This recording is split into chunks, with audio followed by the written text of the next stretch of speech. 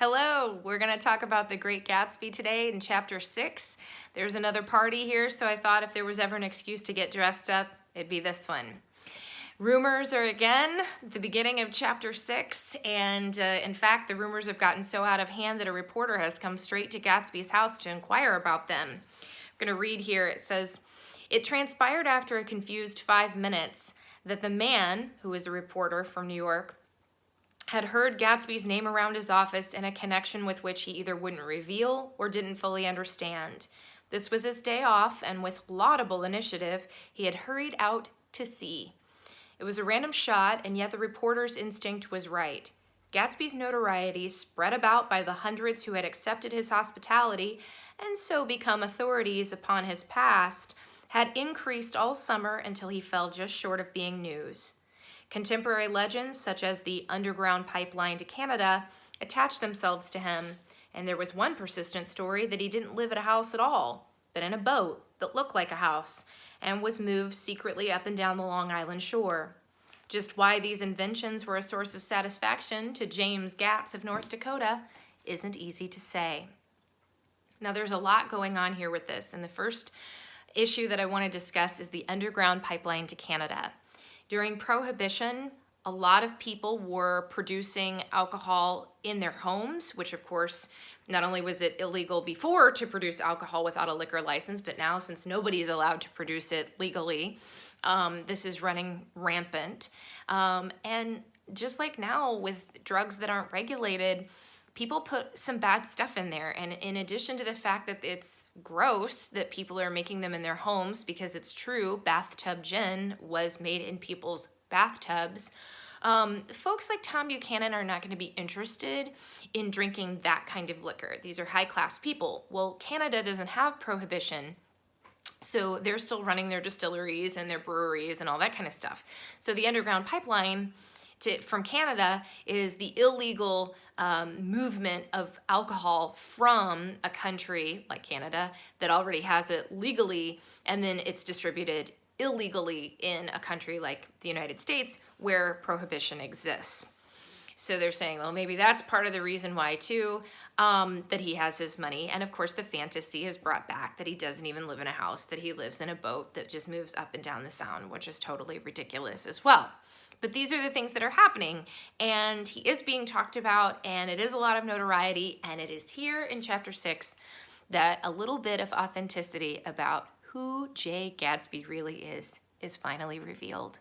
And that is, his name is James Gatz, and he is from North Dakota. And so he wants a new life. I'm going to read here what he says, that James Gatz, that was really, or at least legally, his name. He had changed it at the age of 17 and at a specific moment that witnessed the beginning of his career, when he saw Dan Cody's yacht drop anchor over the most insidious flat on Lake Superior. It was James Gatz who had been loafing on the beach that afternoon in a torn green jersey and a pair of canvas pants. But it was already Jay Gatsby, who had borrowed a rowboat, pulled out to the Tuolumne, and informed Cody that a wind might catch him and break him up in half an hour.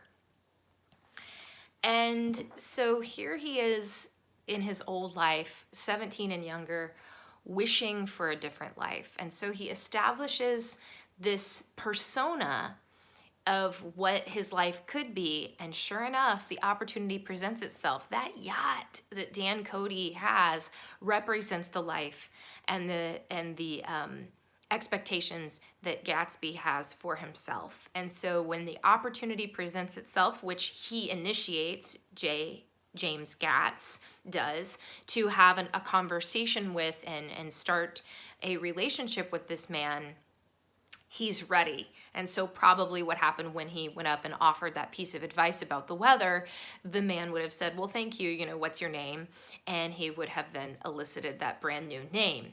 So this is an important distinction, though, I think, about Gatsby's persona, is that he didn't develop it necessarily to deceive anyone, but rather as a result of him rejecting the life that he was born into.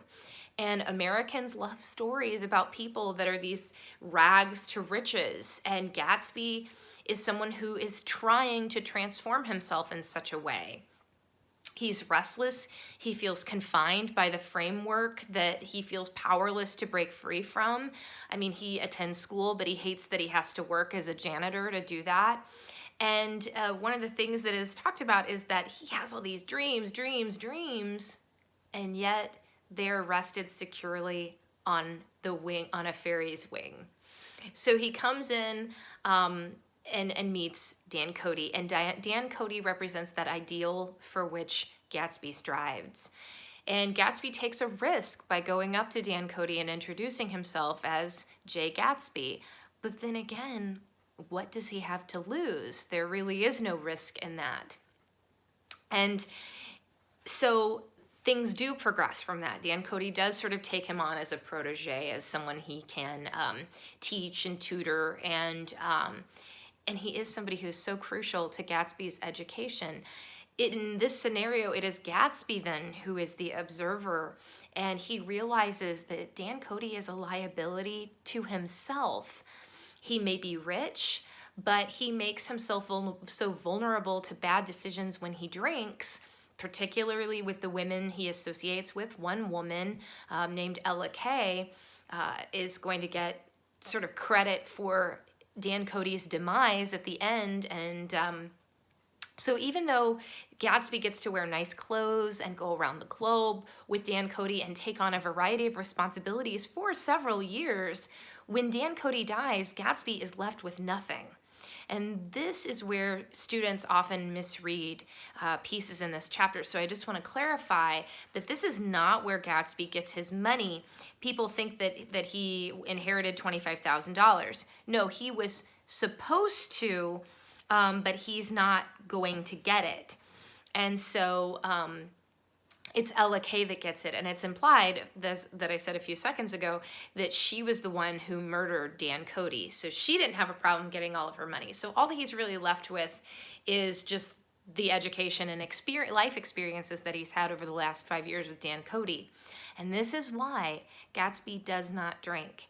He knows the weaknesses that get exploited in times of when you're feeling a little bit vulnerable, and he's learned from Dan Cody's life and death this lesson all too well. The chapter continues, and there is a group of people that come to Gatsby's house, a woman, a guy named Mr. Sloan, and Tom Buchanan.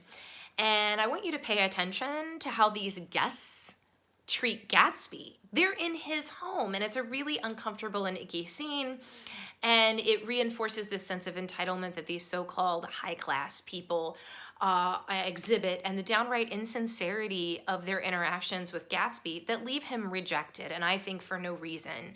He was not somebody who insinuated himself into getting invited over to dinner. That was something that was brought up, and this provides a contrast between what kind of a host he is.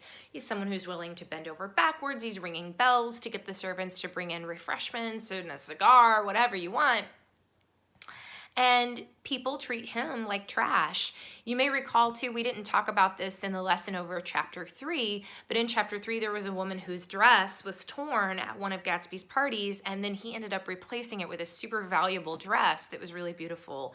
And even she said, in reference to how she behaves at Gatsby's parties, "I never care what I do, so I always have a good time." Now, when Gatsby's guests, Mr. Sloan, Tom Buchanan, and the woman are there, Gatsby does get in this one seeming little dig at Tom Buchanan after he says, hey, we've met one time, which they didn't really meet in chapter 4 because Gatsby ran away. And he says, "I know your wife." And that has a double entendre to it. And not just I'm acquainted with her, but also that there's something more to that. And it sort of resonates with Tom a little bit because even though he dismisses it at first, and he's like, "Oh, whatever," he doesn't pursue it, as they're leaving, and of course Gatsby's distracted because he's trying to go get his vehicle to go over to the party that he's not going to end up going to. Tom wonders out loud in front of Nick how it's possible that his wife knows this man. And so this sets up an explanation for why Tom would accompany Daisy the next time Gatsby has a party and they all go. And this is where that tension is there. And Nick, our trusted reader, our trusted observer, is somebody who has been to multiple parties, and he says this party is different. The tone is changing. He says there were the same people, or at least the same sort of people, the same profusion of champagne, the same many-colored, many-keyed commotion. But I felt an unpleasantness in the air, a pervading harshness that hadn't been there before. And he also admits it's a possibility that he just hadn't noticed, and that the contrast is heightened because he's there with the Buchanans. But whatever it is, this is something that this party highlights, the crazy, raucous behavior that does not jive with the East Eggers. Even here, Tom's roaming eye for the ladies is alluded to. Daisy even sort of gives him permission to get another woman's contact information by handing over her gold pencil. And Daisy may be excited by the celebrities and the close proximity of all of that. That's exciting. But the untoward, unrefined, undisciplined, and downright sloppy and sometimes violent behavior is a huge turnoff. This is no place for her. This is no place for any lady. Now, granted, she does get a little bit of private time with Gatsby. Of course, Nick is the faithful lookout, but that's probably the only real fun that she's had at the party, maybe a little bit when she was dancing with him earlier. And once it's time for them to leave the party, Tom brings up the question that has been of so much interest to almost all of Gatsby's guests all summer, and that is, what is up with this guy's background? Now, this is not just any normal curiosity. Tom senses, whether he can articulate it or not, that Gatsby is a threat. And if there is one thing that Tom Buchanan must be at all times, it is the alpha male. So Fitzgerald is setting up some major tension right now between Tom Buchanan and Gatsby. And of course, as critical readers, we know that this is all connected. The through line here is Daisy. So Nick, once they leave, Nick stays afterwards, and Gatsby reveals his fears about and concerns about whether or not Daisy had a good time at his party. And the subject of time is brought up again. I'd like to read to you from that scene. Gatsby. He broke off and began to walk up and down a desolate path of fruit rinds and discarded favors and crushed flowers. I wouldn't ask too much of her, I ventured. You can't repeat the past. Can't repeat the past? He cried incredulously. Why, of course you can. He looked around him wildly, as if the past were lurking here in the shadow of his house, just out of reach of his hand. I'm going to fix everything just the way it was before, he said, nodding determinedly. She'll see. He talked a lot about the past, and I gathered that he wanted to recover something, some idea of himself perhaps that had gone into loving Daisy. His life had been confused and disordered since then, but if he could once return to a certain starting place and go over it all slowly, he could find out what that thing was. Now, this is telling about Gatsby's expectations, and Nick voices those concerns of every critical reader. What Gatsby wants is simply something that is not realistic. It will not happen. Yet, as readers, we can also sympathize and understand why Gatsby would want to relive and redirect the trajectory of the past. And this is the question, though, that we need to ask ourselves about Gatsby's experiences, though, 5 years earlier, is whether or not those experiences were truly authentic, or whether or not he was living in a fantasy even then. And I'd like to close out by reading the last few paragraphs of this chapter. This is Gatsby. His heart beat faster and faster as Daisy's white face came up to his own. He knew that when he kissed this girl and forever wed his unutterable visions to her perishable breath, his mind would never romp again like the mind of God. So he waited, listening for a moment longer to the tuning fork that had been struck upon a star. Then he kissed her. At his lips' touch, she blossomed for him like a flower, and the incarnation was complete. Through all he said, and even through his appalling sentimentality, I was reminded of something, an elusive rhythm, a fragment of lost words that I heard somewhere a long time ago. For a moment, a phrase tried to take shape in my mouth, and my lips parted like a dumb man's, as though there was more struggling upon them than a wisp of startled air. But they made no sound, and what I had almost remembered was uncommunicable forever. So this quiet sort of reflecting, sort of trying to reach back into the past and gather something that just can't quite be gathered, like a memory that's not quite able to be articulated. This is the calm before the storm. And so we have much to look forward to as we move on to chapter 7. I hope this has been helpful for you, and I'll see you for the next lesson.